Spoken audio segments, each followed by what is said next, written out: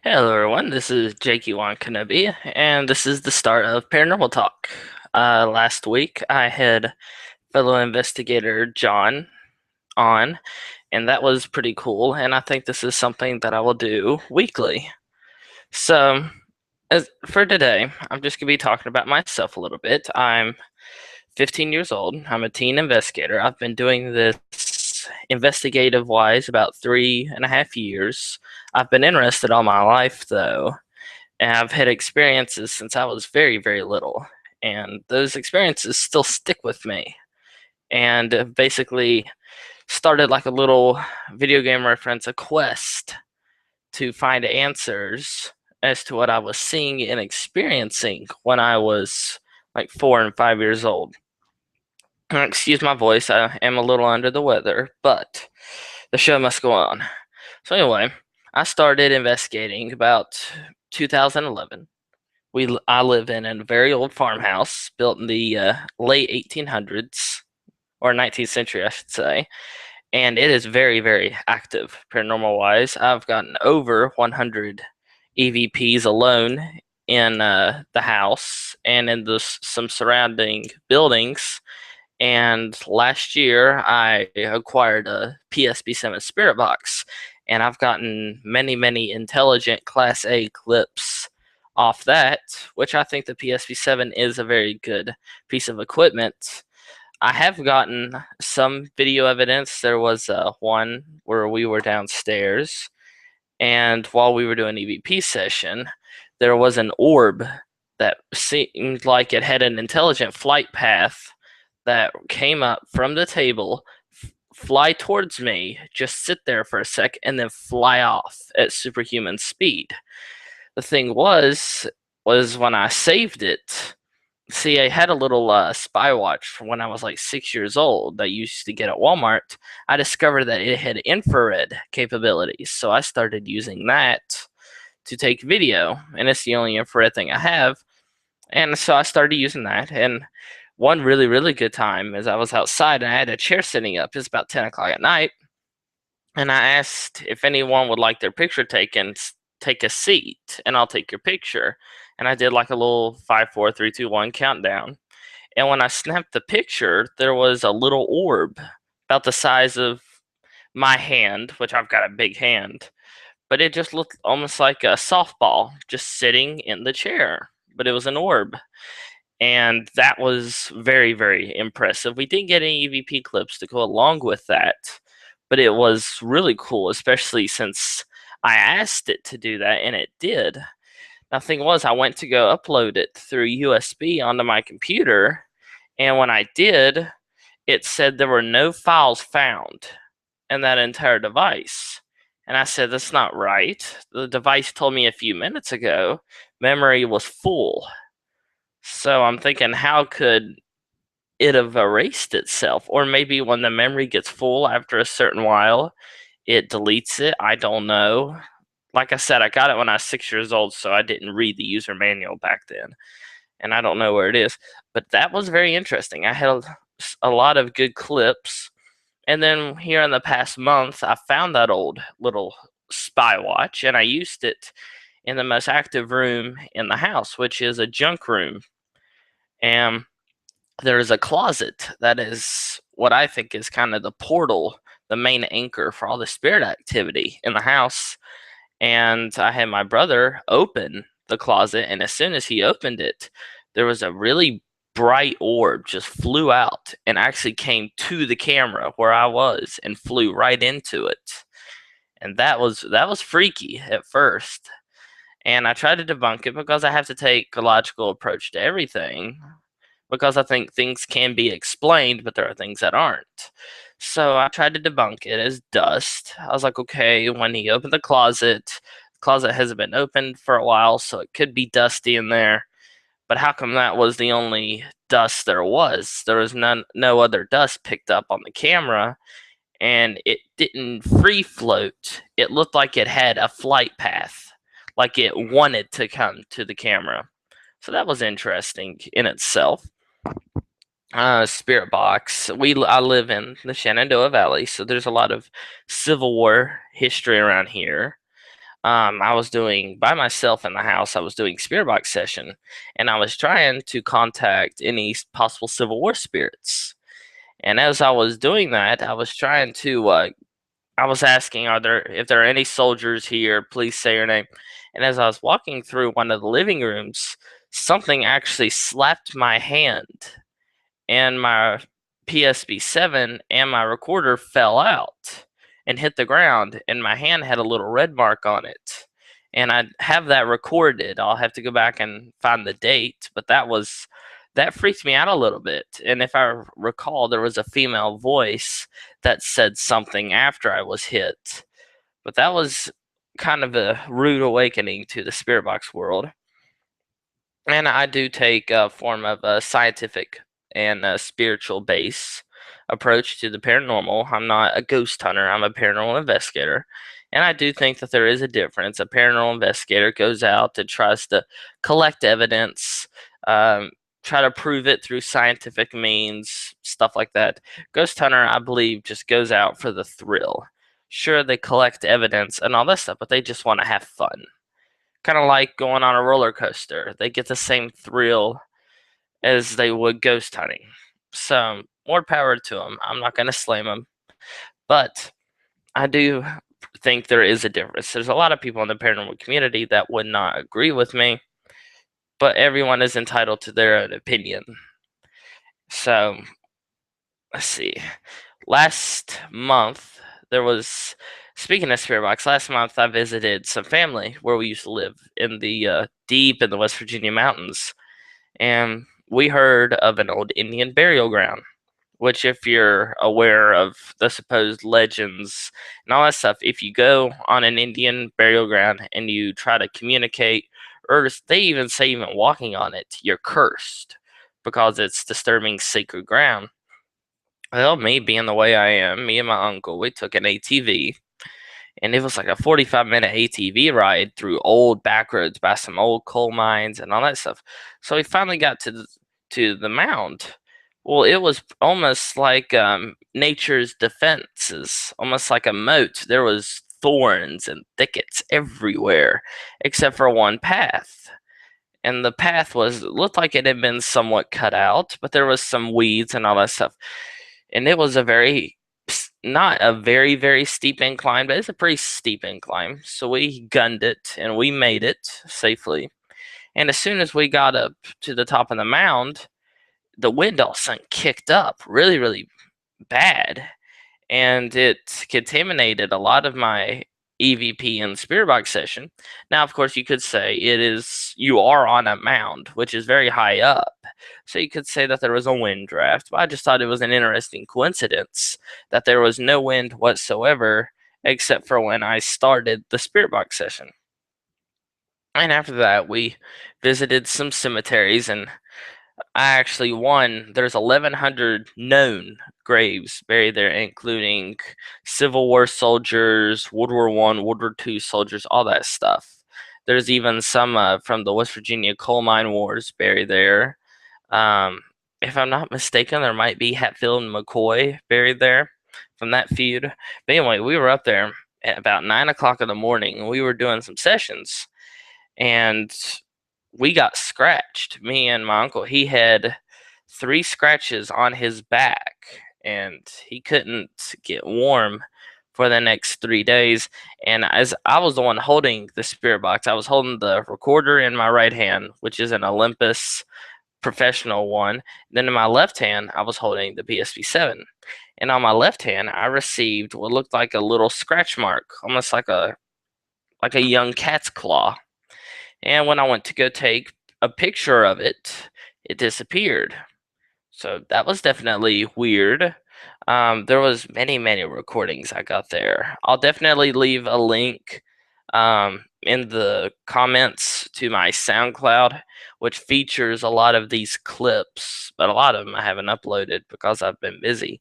But that was definitely interesting, and it's a place I do want to go back, especially with all the activity that I experienced. And I was there for about 4.5 hours, and I got a total of about 97 to 100 clips.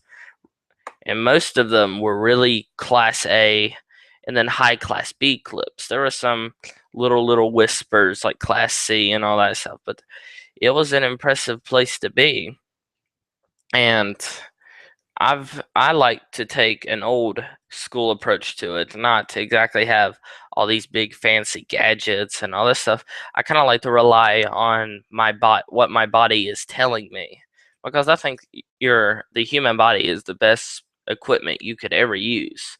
It will let you know when a spirit is around before these K2 meters, male meters, and all this stuff, and it's reliable every single time. And I know there's a lot of people that have psychic abilities, and there's a lot of people that are clairvoyant and stuff like that, and they have a heightened awareness to this stuff. But I think even regular people that don't have any abilities, I think they can still sense it. You just have to open yourself up to it.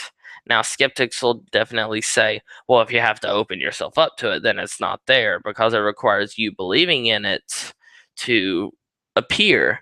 And I would say, okay, let's look at it like this. If you don't believe in something, your mind is obviously going to shut it out. And if you do believe in something, your mind's going to welcome it. So if you go into a paranormal investigation, with the mindset that ghosts don't exist or anything like that, you're obviously not going to see one. Obviously not. You might hear something, but you're not going to see one. And you're not going to get really any activity. But if you go in saying, I welcome the possibility that ghosts and spirits exist, I believe in them, then you're going to experience something, because it opens your mind up to it. And I think whether you're a skeptic, believer, anything like that, you have to have an open mind when you go out on an investigation. You can't just go in, you can't read a story, say, oh, I saw this, and instantly believe them. Now, of course, when you talk to these people, what they do say, you do believe, but when you actually go in, you have to have a form of skepticism. And that's how you basically stay sane without going crazy and calling everything paranormal, like some people in the field, TV. Anywho, you go into an investigation with an open mind, and you have to have respect for not just the location, but also with the spirits. Because if you show respect to them, they're going to show respect back to you. Now, you don't go in provoking and asserting dominance. You just go in like a chill, like you're talking to a regular room full of people. Because remember, ghosts and spirits, they were people too. They've just died and they've crossed on. So, of course, you have many old legends. The Native Americans, they spoke of shadow people, and they spoke of spirit voices thousands and thousands of years ago. So, obviously, they didn't have CGI or anything like that to fake it. And, of course, they had no ways of recording these events except for on cave drawings and whatever form of language, written language they had. And then the stories eventually got passed down to the European settlers. And the stories have changed probably over the years. The story thousands of years ago, a Native American chief could be walking in the woods. He sees a 6-foot shadow that says, "Hey, what's up, dude?"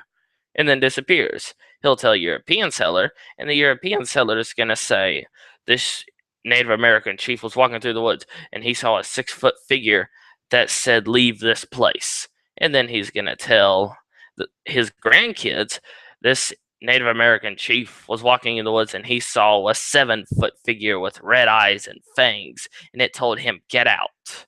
Now, that's how the stories go. And then eventually, when you get up to the time we are today, it turns into a 10-foot tall demon with a raspy voice that growled and told him, "Get out, I will kill you." But that's just how it is. So you have to take these stories, you have to obviously believe in them somewhat. Because any paranormal claim or anything like that, I do think there is truth to it. If a person says they saw a 25-foot tall shadow blob with French fries and a McDonald's bag, I think they definitely saw something, whether it had drive-through takeout from McDonald's or it was 25 feet, I don't know. But they obviously saw something that made their mind come up with that picture.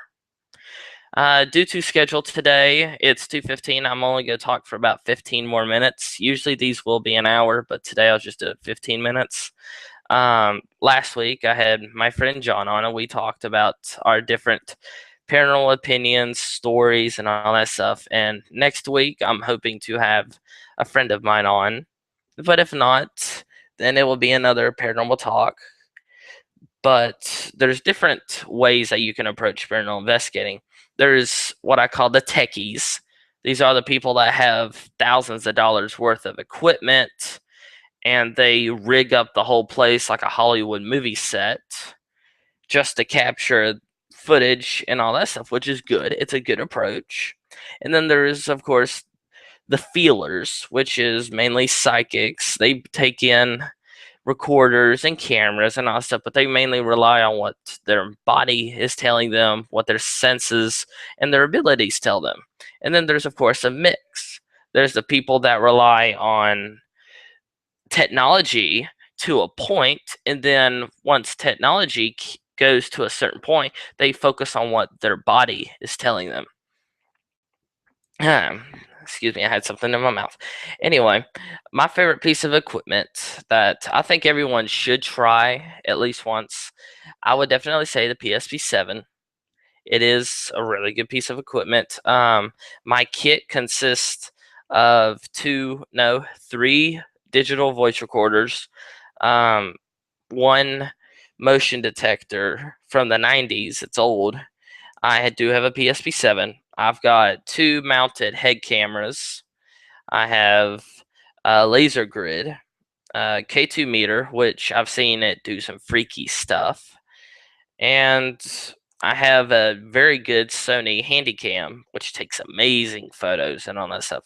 Out of the Sony Handycam, it's not infrared; it's regular. It doesn't have night vision, but I've taken, let's see, two possible spirit photos with it, and I have one possible spirit video. And that was when I first started investigating. It was me and some family. We were camping up on it was Harper's Ferry at a KOA, and we were on Bolivar Heights battlefield, close to the Murphy Farm, where Confederate General A.P. Hill had 15,000 men stationed. And we were up there, and this was before I had the spirit box. I just had an EVP voice recorder and my camera. So I was walking around, and I was standing at the old farmhouse where the first line of Confederate soldiers engaged Union troops that were positioned in a woods line about 150 yards away. And I was panning around with my camera, and I asked if anyone was here, give me a sign. And from the woods line, I saw on the camera flashes of light. Now, this is mid to late May, so there were lightning bugs and stuff like that out. But these didn't look like lightning bug flashes. These almost looked like gunfire. And I counted, when I reviewed it, slowed it down, there was a total of about 11 flashes coming from where the Union first line was. And that was my first credible and big piece of evidence I'd ever received. And of course, I was overjoyed.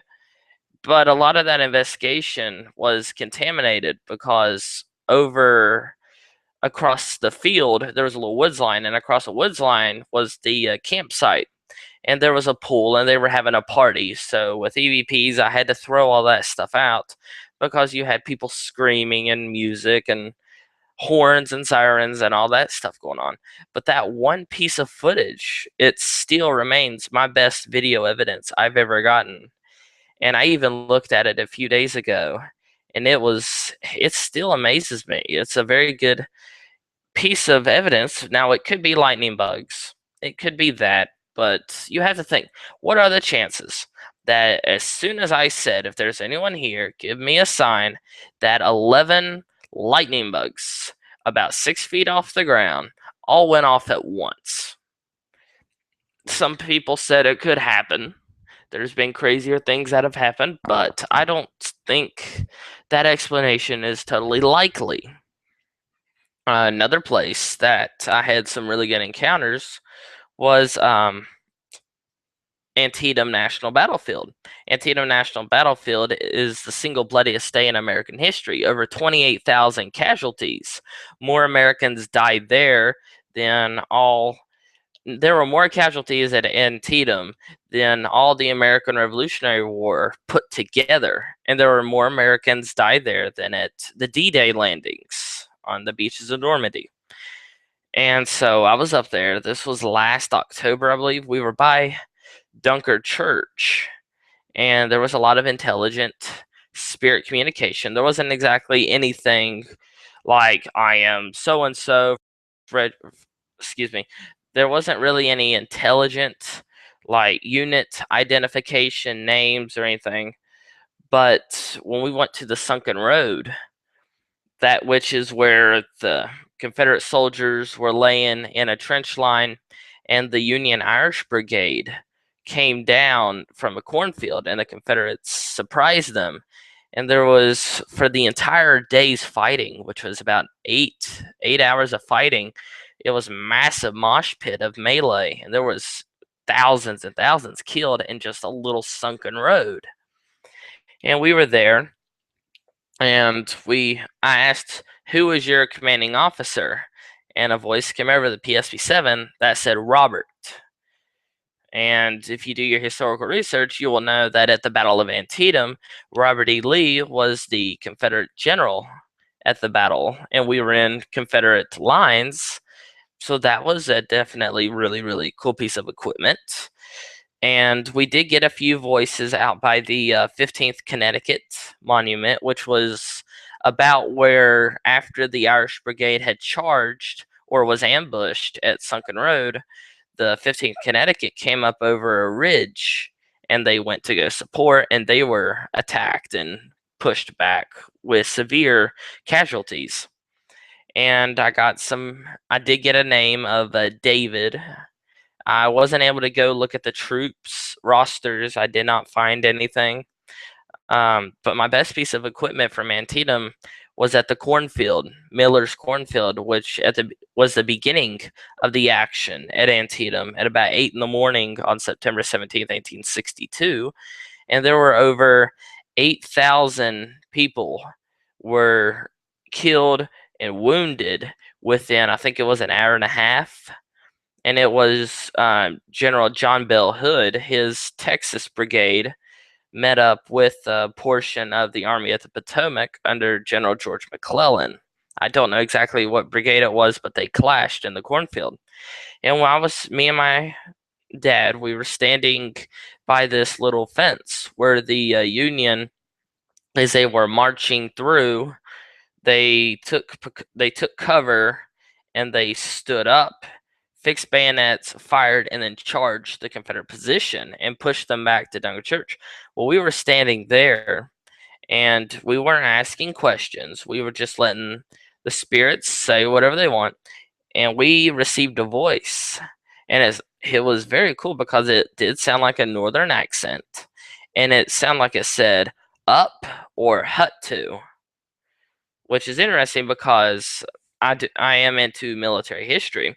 Up is what the command would be given if troops are stationed behind cover of some sort. The order would be given up, and they would stand, and then there would be about face, line up, move out, all that stuff. Or hut to, I don't know if that term was actually used in the Civil War, but hut to was usually meant to pick up the pace, or is one of those commands, but I don't think it was used in the Civil War. That sounds more World War II, World War One-ish. But it was definitely a very, very interesting clip, especially since it was Class A. We heard it on the spot. And I checked some battle maps and troop movements. We were in the exact location of where a Union company was positioned. And they were a part of the force that ended up pushing the Confederates back to Dunker Church at about 10 a.m. So there is a lot of intelligent communication to be had with not just the PSB-7, but with the voice recorders and also with K2s and Ovuluses. I haven't tried the Ovulus device. I've heard mixed emotions about it. I do plan on getting one. K2, I did mention you can have intelligent conversation with that. I have on more than one occasion, and there's part of me that feels it's a bit cooler when the K2 starts an intelligent conversation versus the spirit box. Just seeing the lights light up, and it is really, really cool. And there's a lot of equipment that does great good in proving the existence of the paranormal and collecting evidence. There's a lot of equipment out there that's just toys. There's a series on YouTube, Tools or Toys, which I suggest you check out. And they talked about the PSP-7, they talked about the Ovilus voice recorders, K2s, millimeters, etc., all that stuff. But, and of course, you have people out there that try new things. Like I know right now, ITC is pretty big. People have done experiments with static TV, and I actually did this with uh, terrible results. I goofed it up. But what you do, and I suggest you try it, what we do is you get a TV, and I think it works with any TV, but you put it on a station that has nothing but static, and you set a camera up really close to the screen, and you let it record the static for about 15 to 30 seconds. And then after that, you take it out. And obviously, when you're going to watch the video in real time, you're not going to see anything. But what you're supposed to do, and it was kind of cool to try, you have to go frame by frame of every still image from your video. Is excuse me, supposedly you see figures, aliens, angels, demons, all that stuff. It varies what you'll see. When I tried it, I saw nothing but static, and there was a few times that I did see what looked like figures and faces, but it wasn't exactly clearly defined. And that stuff could be attributed to matrixing or the eye seeing what it wants to see. But I have some friends who have tried it, and they've gotten full apparitions, shadow people, aliens, and it's very impressive. But it's something I advise you try because it, other than being a cool experiment, it was fun. And like I said, you have to go frame by frame, which means you don't want to record for about a minute because you're going to have thousands and thousands of still frames to look at. So I would suggest recording about 10 to 15 seconds, and that'll give you a good start. Um, And there's different little experiments like that. I know some people, like teenagers, they like to try the Bloody Mary trick or cat scratch, which was definitely interesting. I've never tried it, but I know people who have. And the new one, Charlie Charlie, which everyone does. Charlie Charlie was, of course, debunked, which I was glad to see. And I do think that with stuff like that, there is power in it, even if it was just created by a group of teenagers who were bored on a Friday night. There is power in it. If you give something power, there will be power. You could make a bobblehead. You could say, I think it's evil. I think it's going to come to life and it's going to come after me. It's not going to happen the first few times. But once you start convincing yourself that it's going to happen, then you're going to start to see it move. And it's even worse if you get a bunch of other people to believe you, then who knows what all it could accomplish. But there is definite power in everything. Thoughts, there is theories that thoughts are energy.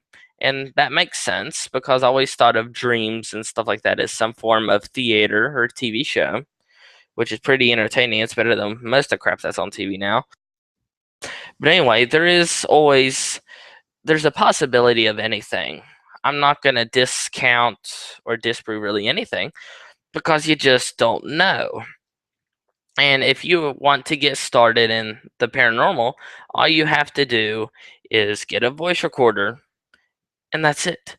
You are started in the paranormal. You just turn it on, you list the time of day, the weather, your name, who's in the house, the room, or whatever, and then you just start asking questions. That's literally how you start out. That's how I started out, and I'm sure that's how 90%, 95% of investigators started out. And then, of course, you can work up to cameras, working with that, and then you can use a compass instead of a K2 or a millimeter. It works pretty good. I've never actually seen one work, but I trust them. And then after compasses, you can work up to dowsing rods, which is something you definitely, if you're interested in the paranormal or anything like that in general, check out dowsing or divining rods. That is really cool and fascinating. But it's 2:31, so everyone, thank you for watching. If you have any questions, just leave a comment below. Don't forget to comment, like, subscribe, and I will have another show this Sunday. Same time, same place, same universe, same dimension, same everything. So, thank you for watching. Don't forget to comment, like, subscribe, and you all have a nice day.